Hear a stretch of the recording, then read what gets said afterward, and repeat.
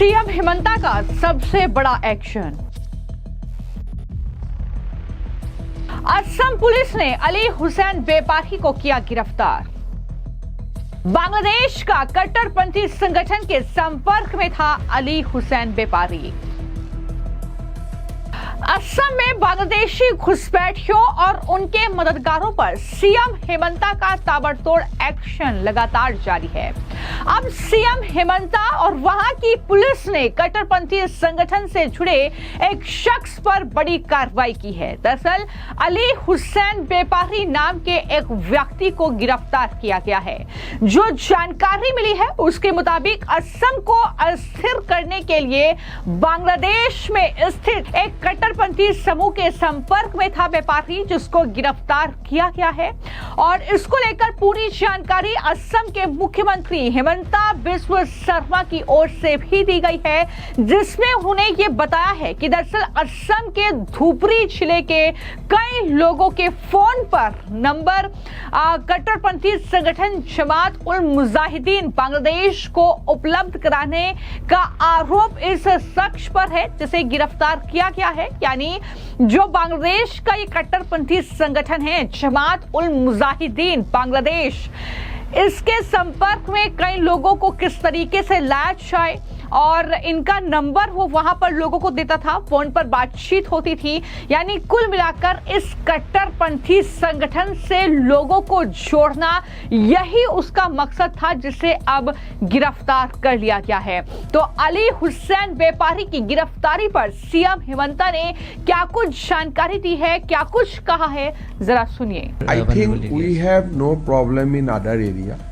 Because in all other area the people are maintaining peace and tranquility, but our concern is always Dhubri and South Salmara, because these are two border districts. However, South Salmara has not recorded any adverse incident in last 5 years, but Dhubri is as you know, recently many people has received call from Bangladesh, and people are being provoked that poster is being pasted asking people to support Bangladesh, to support Islamic State. There are a lot of activity going on in Dhubri. So Durga Puja is a time when you might basically you are apprehensive of certain kind of activity which may lead to the law and order situation. So we are very much concerned about that, and we are not withdrawing the suit and cite order which we have given earlier. So basically the order is continuing.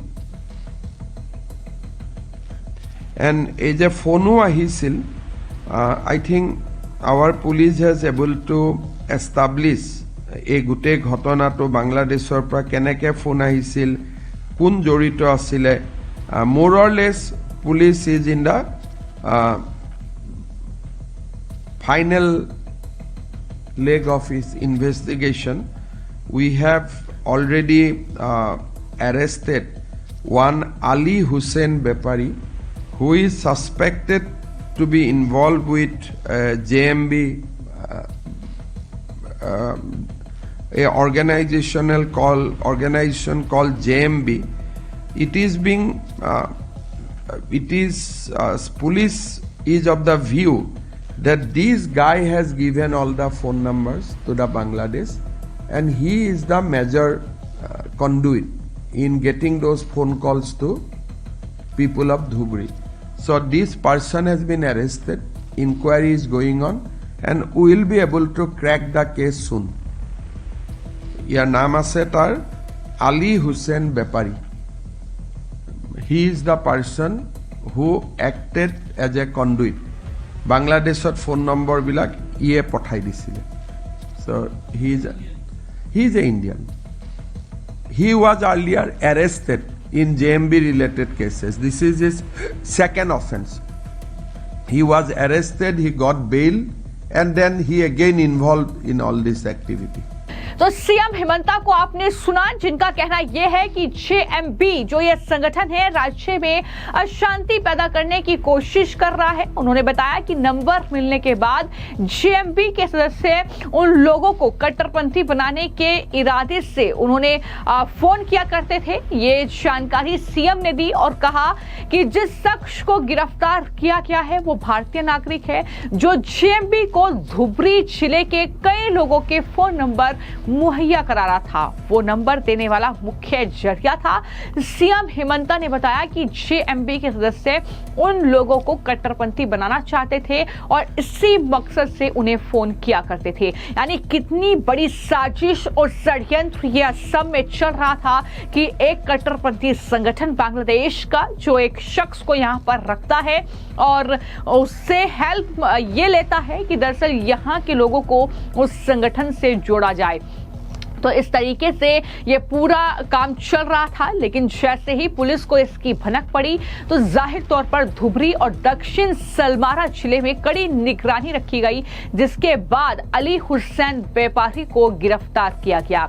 हालांकि इससे पहले भी उसे गिरफ्तार किया जा चुका है, ये भी जानकारी मिली है। हालांकि उसे जमानत उस वक्त मिल गई थी और वो दरअसल दूसरी जगह पर आ गया था। सीएम हेमंता ने बताया कि बांग्लादेश की सीमा से लगे धुबरी और दक्षिण सलमारा जिलों में कड़ी निगरानी रखी जा रही है। उन्होंने कहा कि पिछले 5 सालों से दक्षिण सलमारा शांतिपूर्ण रहा है, लेकिन हाल ही के दिनों में धुबरी में कई गतिविधियां हुई हैं, इसलिए कानून व्यवस्था की स्थिति को लेकर चिंता जताते हुए उन्होंने दुर्गा पूजा के दौरान रात में देखते ही गोली मारने के आदेश जारी करने का फैसला भी किया है। तो ये फैसला सीएम हेमंता की तरफ से लिया गया है। जिस तरीके से असम की जानकारी, हर बड़ी अपडेट हम आपको दे रहे हैं कि किस तरीके से वहां पर जो मुख्यमंत्री हैं हेमंता बिस्वा शर्मा, उन्होंने कसम खाई है कि वो घुसपैठियों को बेदखल करके ही जो है चैन से बैठेंगे और लगातार इस कड़ी में कार्रवाई जारी है। चाहे वो घुसपैठियों की धरपकड़ करके, उनकी गिरफ्तारी करके उन्हें वापस उनके देश भेजना हो, चाहे जिस जमीन पर घुसपैठियों ने वहां पर कब्जा किया हुआ है, सरकारी जमीन है, वन विभाग की जमीन है, उससे अतिक्रमण मुक्त कराने के लिए बुलडोजर की कार्रवाई करना हो और घुसपैठियों का समर्थन करने वालों पर भी चाहे एक्शन लेना हो, ये लगातार चीजें जो हैं वो असम में देखने को मिल रही हैं। और हाल ही में हमने ये भी देखा कि किस तरीके से सैयदा हामिद जैसे जो लोग हैं वो दरअसल इन घुसपैठियों का समर्थन करते हैं, लेकिन उनको लेकर भी एक अलग तरह की सियासत जो है असम में गरमाती हुई दिख रही है। लेकिन कुल मिलाकर ये सबसे बड़ा एक्शन जो कि असम के लिए असम की पुलिस ने लिया है, वहां की सरकार ने लिया है, जिसको लेकर मुख्यमंत्री हेमंता बिस्वा शर्मा ने पूरी जानकारी दी है कि किस तरीके से एक शख्स जो कि बांग्लादेश के कट्टरपंथी संगठन के संपर्क में था और उस संगठन की कोशिश थी कि असम में उसे अस्थिर किया जाए, लोगों को उस कट्टरपंथी संगठन से जोड़ा जाए और इस तरीके से कहीं ना कहीं भारत की सुरक्षा में सेंध लगाना बड़ा मकसद रहा है। इनकी मदद जो है अलग अलग संगठनों के जरिए की गई है जो अवैध तरीके से भारत में घुसपैठ करते हैं। खासतौर पर असम में स्थिति वाकई चिंताजनक बनी हुई है, जिस तरीके से बड़ी संख्या में घुसपैठियों की गिरफ्तारी वहां पर हो रही है, लगातार बुलडोजर की कार्रवाई हो रही है। लेकिन ये बड़ा एक्शन और इसमें क्या कुछ बड़े खुलासे आने वाले वक्त में होंगे, क्या जानकारी मुख्यमंत्री हेमंता बिस्वा शर्मा या फिर असम पुलिस की तरफ से दी जाएगी, ये देखना होगा। फिलहाल आपकी इस खबर को लेकर क्या राय है, हमें कमेंट बॉक्स में जरूर लिखें। धन्यवाद।